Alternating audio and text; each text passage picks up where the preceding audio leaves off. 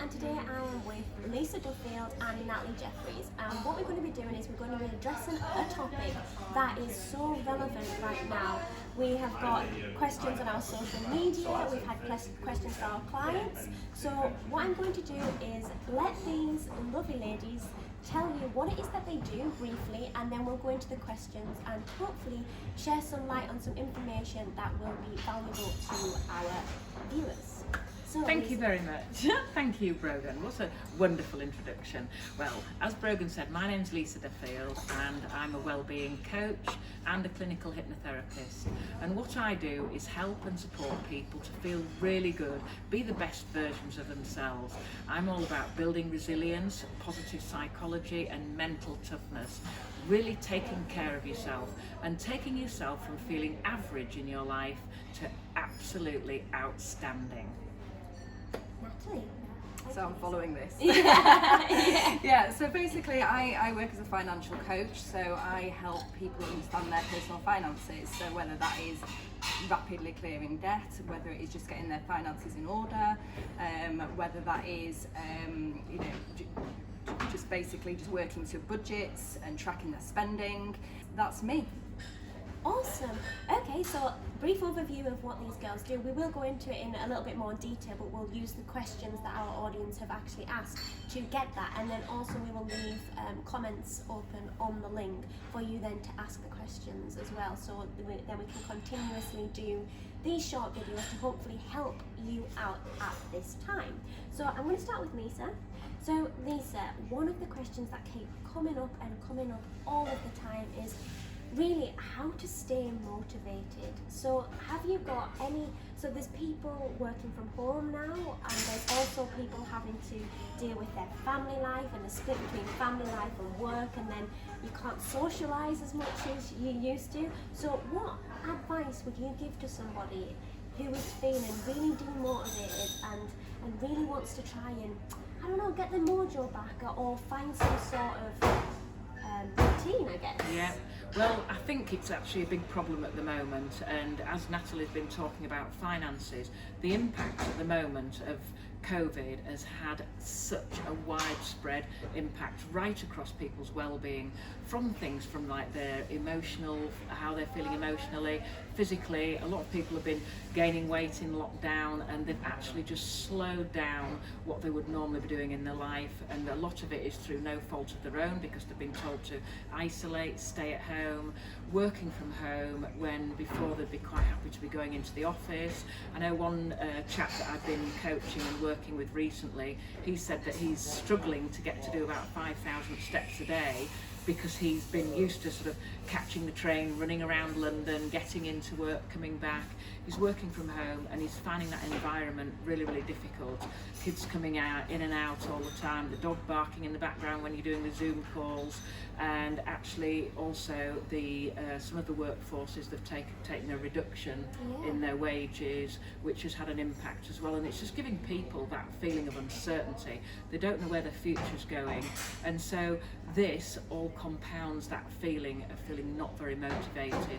But all I can say is that these are times that will pass, and we must now keep ourselves going, keep motivated, keep your energy levels up so you're prepared and ready for when it's going back to work fully, because a lot of people are only temporarily working as an office from home, and they will get back into that office and they want to still feel good when they do go back.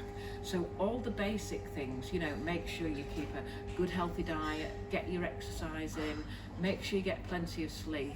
And as Natalie was saying about the financial impact on some people, this could be a really good time, Natalie, couldn't it, for people to sort of say, actually, I've got a bit of extra time on my hands, so I'm going to sit down, go through my finances, and actually work out. So how would you explain to somebody, what tips would you give to somebody that's saying, I'm actually really worried about money at the moment, what can I do to sort of have a look and address my financial situation? Yeah, I think that the main starting point really for anybody is awareness. So what is actually happening with their finances for a start, really? You know, what does that look like? What are they paying out on certain things? Is there anything in their bank statements? Go back 2-3 months. Is there anything in there that you don't recognise? Is there something in there that you've forgotten about that comes out every month or every quarter? Have a good look at what your incomings are against your outgoings. So always live within your means and have goals, financial goals. So what are you working towards? A lot of people will feel uncertain at the moment, like what's happening with their careers, with their employment, all of those sorts of things. People with families, with dependents. It's really important that you have that people feel secure, and for that security to be there, really you need to be squirreling away as much as you possibly can. Make sure that you have an emergency fund, a good emergency fund, for anything that goes wrong, because things do go wrong. You know, it's inevitable at the end of the day. Things will happen, so you have to have that there, but also have a good pot of savings there, at least 2 to 3 months worth of expenses, aside from anything else, and then just work towards your goals. But know what you're saving towards, be intentional about your spending, and track and budget everything that comes in and out. Just know what it is. Don't really be in a situation where you're worried about opening your bank account, your bank statements. Don't think, gosh, I'm opening up my app now and I don't know what's going to be there. Yeah. Know what's there, and that's my biggest point. I think that's the sorry, Brogan, but I was going to say that Natalie's saying, and this is the whole thing about the people's mental health at the moment, is that fear. Because people have got fear about their finances, they've got fear about their future, their jobs, their whole security. People are really, really frightened at the moment, and this is why it's good to have a coach, because they can help you overcome that fear, because a lot of fear is fear of the unknown. And if you actually understand your finances, what the problems are and what the issues are, then you can sleep a lot better at night and you feel a lot calmer in yourself. Yeah, absolutely. I guess for a lot of our viewers though, at this present moment in time, it's good that we can work towards these goals, and it's good not to be scared. But really, I guess the question, and actually one of the questions is, what happens if you are already at that point where you don't have any money, you've lost your job, you've been made redundant, and you are at rock bottom, you are scared to open your bank, and you haven't got that nice little pot that you were just talking about, Natalie. How would you I guess this is a question for you both, because you complement each other nicely. How would you then get out of that downward spiral of getting into debt rather than getting out of it? Well, what I would say, the first thing is to acknowledge that you have a problem, because a lot of us, we just cover up and we say, no, we're okay, and so we just pretend that problems are going to go away. So the first thing is to actually acknowledge, in the same way anybody that has an addiction, say whether it's alcohol, a food addiction, whatever sort of addiction you have, is to acknowledge that you've got a problem and then reach out, because there are so many people out there that are able to help. And whether it's just actually reaching out and speaking to a friend or a family member to start with, but the first thing is to actually just open up and say, hang on, I've got a problem, I am struggling. And then you can find what is the right help that you need to help you sort out your problem. So it's really, don't suffer in silence. That's great advice. And Natalie? I'd definitely say that I think that people need to be aware of not just, I know it might not help somebody in the situation they're in now, but I definitely feel as if we need to move away as a society of just having one income stream. I think that the minute that employment is your only, our income is that is our baby, that is the one thing that you have to look after, that is your gold right there. Literally. So but don't just rely on one income stream. Even if we're in a situation where people are very secure. Lots of people might feel very secure at the moment in terms of their employment. They may be in an industry where it's flying. There is that out there. But don't just rely on just one income stream. There's lots of other income streams that are out there. You just go and research it, look for it. But there is a lot out there that you can do, whether it's online, whether it's you creating a course. Like it's all about passive income basically, and I think that people need to be aware of that also. So the question, and the second question that keeps coming up an awful lot is actually, what is the life coaching all about, and how would it benefit somebody that would come to you? How does it actually work, Lisa? Please do tell us. Well, somebody would more than likely come to me just saying that I feel that my life isn't quite as good as it could be, it isn't where I want to be, but I don't really know what to do. And what we would do on this, we would work on a basic start, we would call it the GROW model. And you would look at what are your goals, you would say, right, what goal would you like to achieve? You'd then look at the reality of it, and then the options, and then the way forward. So how this would work is you would say, come to me and say, right, my goal is I'd like to get a new job. So then you would discuss, okay, the reality, how is the climate out there at the moment in the area of job that you're seeking? And then you look at the different options, and a lot of people get hung up at this time saying about that they only want a job that's going to pay them $90,000 a year. That is the job income I've had before. And I said, but what's the reality of this? Are there any other options that if you had your job slightly closer to home, would this then maybe cut back on, say, £8,000 to £10,000 a year on travelling by train, tube into London and out, and weigh up the pros and cons. And there's a lot of different things that they can take into account, things like even if you're working from home, it's not going to cost you as much, all this sort of thing. And then we'd look at the way forward. But some people come and they are not just looking at one specific goal, they want to look at the whole of their life. And this is where we would do what we call the wheel of life. And each different segment of the wheel has got something different, whether it's friends, health, money, social life, fitness, activity, all of these different things. And what we'd say, in the centre of the wheel, that would be like 0, and you would draw a line around each segment. So say it was activity and health, and you'd say on a scale of 1 to 10, how fit and healthy do you feel that you are at the moment? And any scores, they would work their way around the wheel, and any score that was 7 or under, we would then say, right, would you like to have a look at this? So we don't have to work with all of the segments at once, and you just draw a little line round and you make your wheel.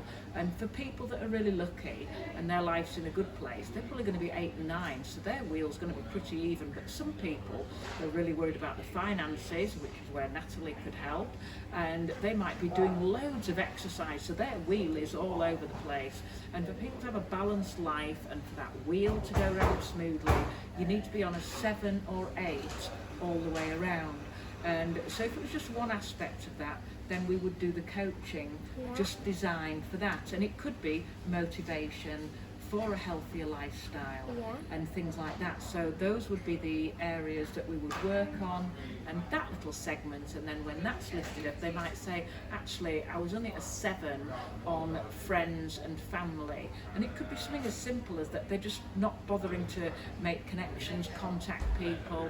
So we'd say, right, have a work on that. So each week they'd have a little bit of homework to do, which is quite simple, quite fun, and it all sounds so simple, and it is, but if you do this, your life will feel much better and you'll be in a much happier place. Yeah.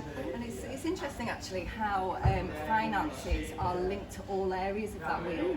So even down to your friendships, your friends have invited you out at the weekend, but you're actually working to paying off debts. You may need to hold back from that. Will your friends accept it? Your relationships, if you're in a tight financial situation with a partner, like how does that affect your relationships? Your health, for instance, if finances is very closely linked with your mental health and your well-being, and you know, and again, it can tip the health side of things. So your finances is and your money really does affect every area of your life, which is why it's so, it really is, it's vital that people put that as a priority, because actually it's truly transformational. Well, yeah, of course, and actually that's another question that came up. Relationships and money is like the biggest topic that people argue about. I mean, even relationships as friends, like when it's always awkward when you come to pay the bill, isn't it? It's always awkward, isn't it? Are we going to split? Are we not? Yeah. I mean, why do people just not talk about money? Like, I guess this is where you come in, so tell me a little bit more. Yeah. So I work with couples as well for a very good reason, because obviously that it generates, money generates, it's an emotionally charged area for everybody, but it generates a lot of conflict within couples, especially if, well, either way really. I mean, it can do if you've got joint finances, but also if you have separate finances also. But there's a very good reason for that, and it's all to do with our upbringing. Okay. So if, you know, obviously we all have completely different upbringings, we all have completely different relationships with money and beliefs around money, but that's never going to be the same as your partner. So you could, for instance, I've grown up, you know, in a household where my parents were very sort of like, you know, money wasn't something that was thrown around, you know, like money was quite tight at home.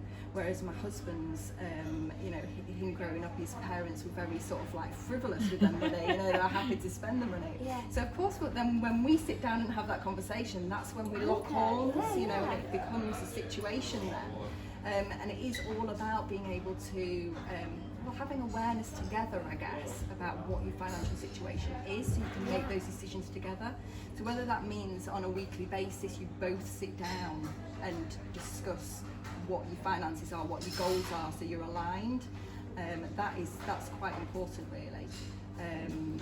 But yeah, no, it can definitely bring up, and like considering as well that the divorce rate is 43% of marriages end in divorce. Yeah. Finances is the second biggest reason for that. Wow. You know, it's well worth a gain. Scary. You know, it's definitely a reason why people should have that as being a priority. Finances being a priority in their lives. For sure. That's amazing. Well, thank you very much. And I think the question that we should end on is, we'll direct it at each individual. So how do you stay motivated, Lisa? And this will come to you as well, Natalie. So tell the audience, because we all know that you're a bundle of energy. So how do you stay motivated? I stay motivated by always having things to look forward to, and everybody that knows me well knows that I'm a bit of an adventure junkie, so I always have something to look forward to. And the thing that I'm looking forward to is a kayaking trip to the Farne Islands next week, which can be so much fun. But it motivates me because I know I need to keep fit and healthy, so it stops me drinking loads of booze, because I think I've got to kayak on that North Sea, and it keeps me really, really motivated to make sure that I keep my diet healthy, get the sleep that I need, keep my weight down, and just keep myself in the right place mentally. So when I go on that trip, which I'm really looking forward to, it was supposed to be abroad, but with all the COVID and the lockdown and everything, we're having to go more locally. So it's just, you've just make the best of what you've been given, but keep yourself fit and healthy. And you have a song as well, don't you, that motivates you? Tell the audience what your song is.